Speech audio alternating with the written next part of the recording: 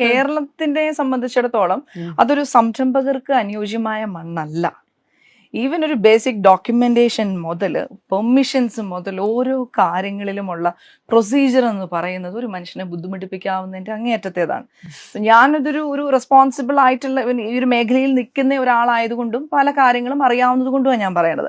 ഇപ്പൊ നമ്മളൊരു 100% എസ്പെഷ്യലി ഞാൻ ഇങ്ങനെ ഒരു പൊതുമേഖലയിൽ ഇങ്ങനെ ഒരു മേഖലയിൽ നിൽക്കുന്നത് കൊണ്ട് തന്നെ എല്ലാ കാര്യങ്ങളും ട്രാൻസ്പെറന്റ് ആയിട്ട് ചെയ്യണമെന്ന് നിർബന്ധമുള്ള ഒരാളാണ്. ഓരോ ഡോക്യുമെന്റേഷൻ ആയിക്കോട്ടെ, നമ്മൾ ചെയ്യുന്ന ഓരോ കാര്യങ്ങളിലും ആ ട്രാൻസ്പെറൻസി ഉണ്ടാവണം നിർബന്ധമുണ്ട്. ഒരു വളഞ്ഞ വഴിയില്ല, എല്ലാം സ്ട്രെയിറ്റ് ആയിട്ടാണ് നമ്മൾ ചെയ്യുക. അപ്പൊ അങ്ങനെ ചെയ്യുമ്പോൾ പോലും ഒരുപാട് പ്രശ്നങ്ങളാണ്. കാലതാമസം, ഡോക്യുമെന്റേഷനിലുള്ള പ്രശ്നങ്ങൾ, ഇങ്ങനെ ഒരുപാട് ബുദ്ധിമുട്ടിപ്പിക്കാവുന്നതിന്റെ അങ്ങേറ്റം ബുദ്ധിമുട്ടിപ്പിക്കാറുണ്ട്. ഇപ്പൊ നമ്മളിപ്പോൾ വുമൺ ഓണ്ടർപ്രണേഴ്സിന് വേണ്ടിയിട്ട് സബ്സിഡികളുണ്ട്.